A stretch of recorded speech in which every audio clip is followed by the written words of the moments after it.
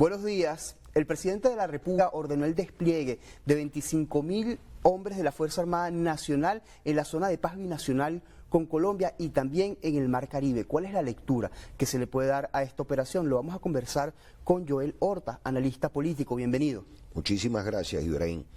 Antes de comenzar, quiero saludar a Margarita del Valle, porque esta es una semana de devoción mariana, tanto de la Virgen del Valle como de la Virgen de Coromoto. Así que una felicitación a todos los compatriotas y connacionales venezolanos. Efectivamente, vimos a el general Padrino López declarar el despliegue de 25.000 efectivos.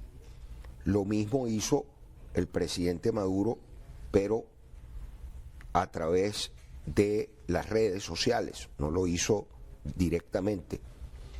Es importante señalar que Venezuela tiene una vastísima frontera, justamente con Colombia, lo mismo ocurre con el Brasil, lo mismo ocurre con toda la fachada atlántica que justamente arranca hacia el Caribe. Así pues, que creo, estoy convencido que la Fuerza Armada Nacional está haciendo lo que corresponde ante una situación de peligro inminente, como efectivamente hemos visto que a través de la inteligencia artificial supuestamente se hundió una embarcación yendo hacia Trinidad. Luego también hubo un incidente de un sobrevuelo de 2 F-16 sobre algunas embarcaciones que están haciendo ejercicios en el Caribe. Lo cierto es que estamos en una situación muy convulsa, muy confusa, y tenemos que llamar hoy más que nunca a la calma, al sosiego, a la tranquilidad, a la responsabilidad. El mundo entero está absolutamente colapsado. Lo vemos en el caso de Ucrania y Rusia, lo vemos en el caso de Israel y Gaza, lo vemos en prácticamente todos los continentes. Siempre hay un conflicto. Joel, hablabas de confusión y eso, digamos, es bueno analizarlo porque hay como algunas voces discrepantes en el discurso, ¿no?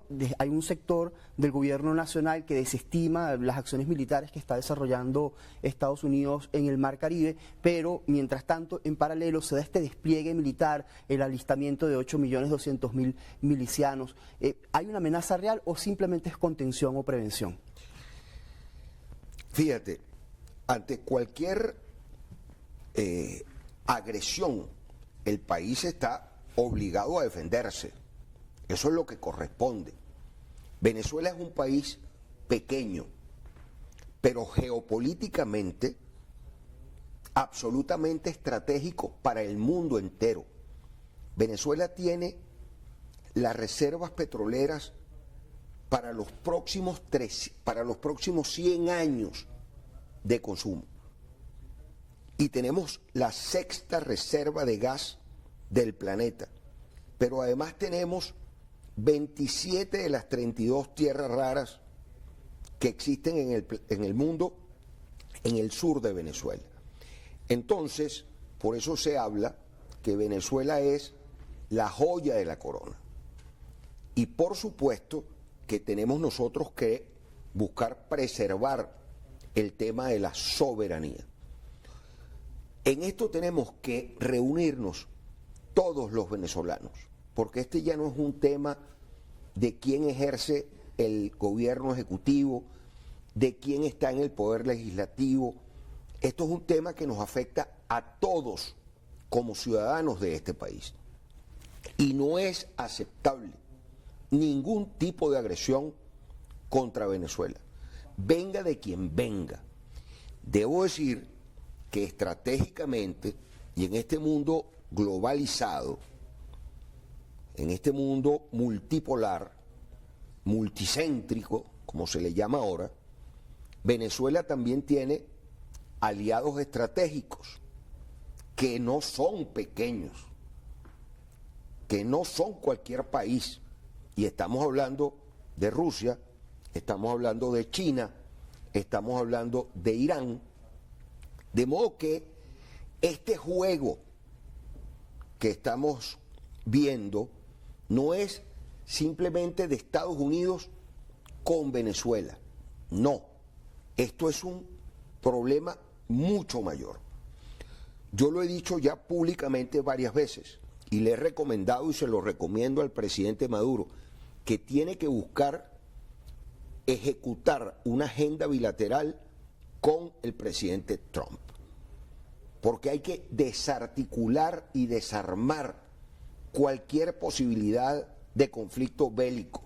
Los Estados Unidos ha sido un aliado de Venezuela durante más de 100 años, sobre todo en el tema petrolero.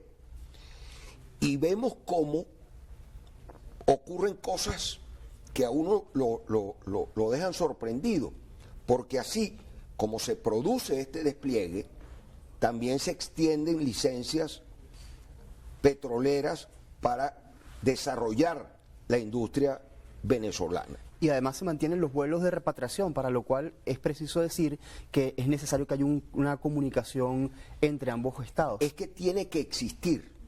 Fíjate, en los Estados Unidos de América se calculan que hay más o menos 800.000 venezolanos.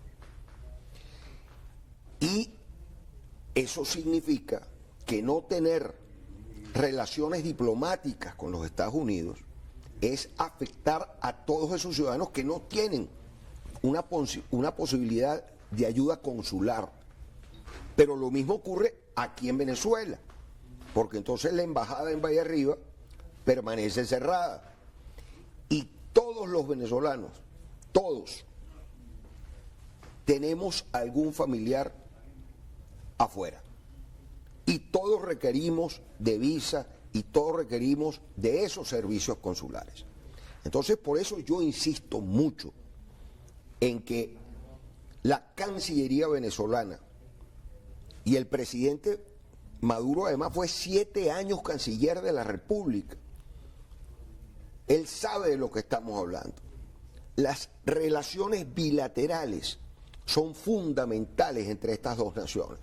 Pero además es muy importante que esa política de micrófonos también se le baje el volumen para poder hablar sin estridencia y para que puedan los presidentes comunicarse, porque muchas veces se tiene una visión distorsionada de lo que efectivamente está sucediendo en el país. Pareciera que ya ese sector extremista de la oposición venezolana no tiene resonancia ante el lobby del gobierno estadounidense.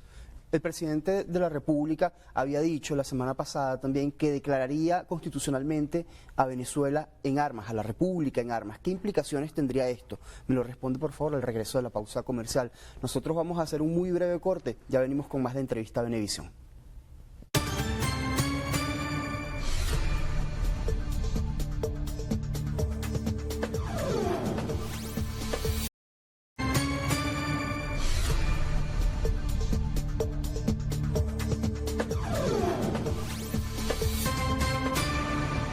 Continuamos con más de Entrevista a Venevisión. Estamos conversando con Joel Horta, analista político. Se nos queda una pregunta antes de irnos al corte comercial. ¿Qué implicaciones tiene declarar constitucionalmente a la República en armas? Que estamos preparados para la guerra.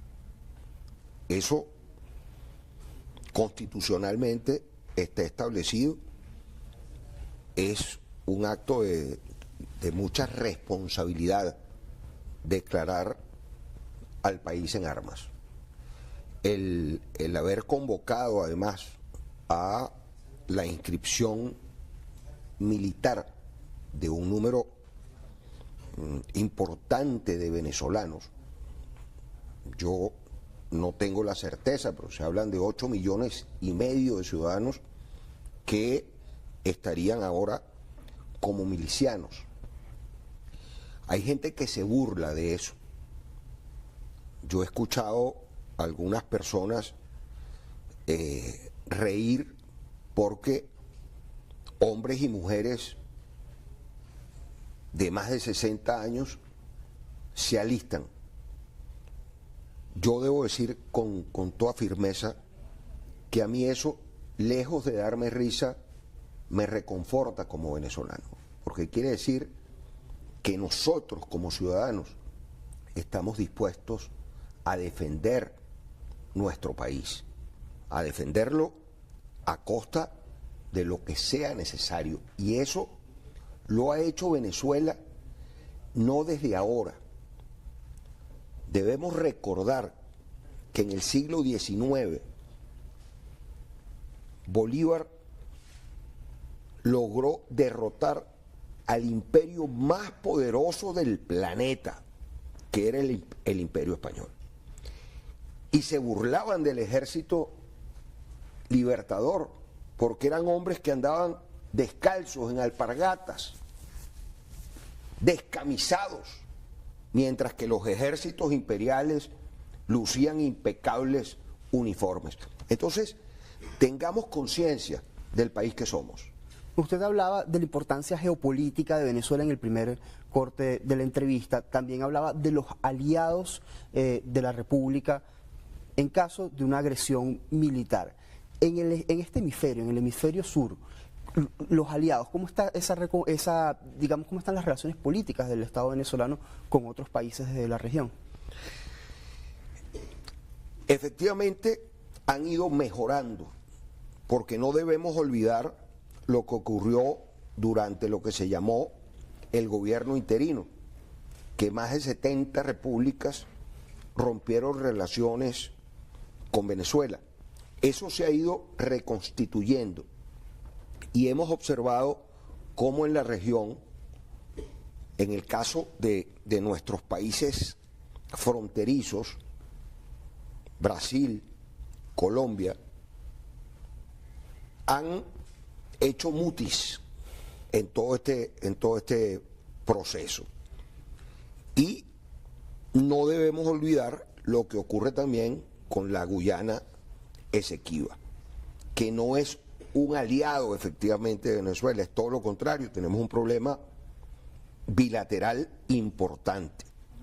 Venezuela tiene la obligación de restituir sus relaciones internacionales con la mayoría de los países. Y estoy convencido que la Cancillería está trabajando en ello.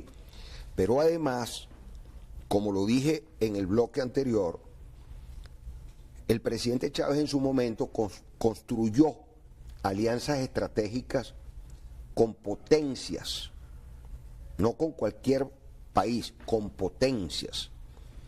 Y esas potencias, que también tienen intereses en Venezuela, así como lo tienen los Estados Unidos de América, lo tienen los rusos, los tienen los chinos, los tienen los iraníes, los tienen los turcos, y esas son potencias que de una u otra manera inciden en la política internacional y en la bilateralidad entre Estados Unidos y Venezuela. En un momento como este es complicado hacer proyecciones, pero muy brevemente, porque nos quedan escasos segundos para finalizar la entrevista. ¿Cómo proyecta los próximos 6 meses de Venezuela en política interna? Realmente muy complejo. Yo soy un convencido del diálogo, soy un convencido de la política institucional. Creo que el gobierno venezolano debe buscar abrir abanicos, opciones. Siento que la Asamblea Nacional puede ser un foro importante para lograrlo. Estoy convencido que el sectarismo puede terminarlo todo. Así que mi convocatoria al gobierno nacional es que revise cada uno de los procesos políticos que ha vivido Venezuela. Generalmente duran entre 25 y 30 años, desde tiempos inmemoriales. Así que la invitación es a que seamos humildes, a que seamos